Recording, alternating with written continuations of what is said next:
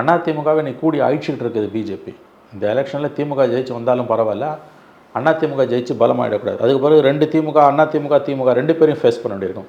2 திராவிட கட்சியில் ஒரு கட்சி அழிஞ்சால் தான் நம்மளால் தமிழ்நாட்டில் வளர முடியும்னு பிஜேபி நினைக்குது. அது ஃபேக்சுவலி கரெக்ட் ஆல்சோ. 21 இப்போ தலைவராக பொறுப்பேற்ற போது அண்ணாமலை சொன்ன ஃபேமஸான வேர்டுன்னா, இனிமேல் களம் திமுக அதிமுகன்னு இருக்காது, திமுக பிஜேபின்னு இருக்கும்னார். அதான் உண்மை. இன்றைக்கி அப்படி வந்துச்சு. 2024 கேம்பெயின்லேயே ஒரு புதிய தலைமுறைக்கு பேட்டி அளிக்கும் போது சொன்னார், 2 திராவிட கட்சியில் ஒரு திராவிட கட்சி அழியுது அப்படின்றத அவர் பதிவு பண்ணுவாங்க. கரெக்டு. அந்த இடம் அந்த கட்சி அழியுதுன்னு சந்தோஷப்படலாம். ஆனால் அந்த கட்சி எங்கே போகுது? அந்த ஓட்டு எங்கே போகுது?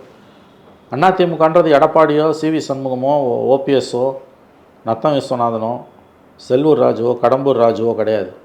அதிமுகன்றது அந்த வாக்கு வங்கி 35%லேருந்து இன்றைக்கி 20% கழுத தெரிஞ்சு கட்டரும்பாக இருக்குது. சரி, இன்றைக்கி தலைவர்கள்லாம் பிஜேபிக்கு போயிடுறாங்கன்னு வச்சுப்போம் உதாரணத்துக்கு. அந்த ஓட் பேங்க் எங்கே போவோம்? தொண்டர்களும் போயிடுறாங்கன்னு வச்சுக்கோங்க.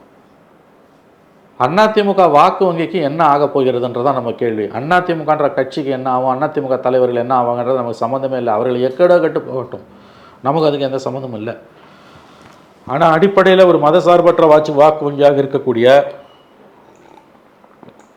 அதிமுக வாக்கு வங்கி எங்கே போக போகுது?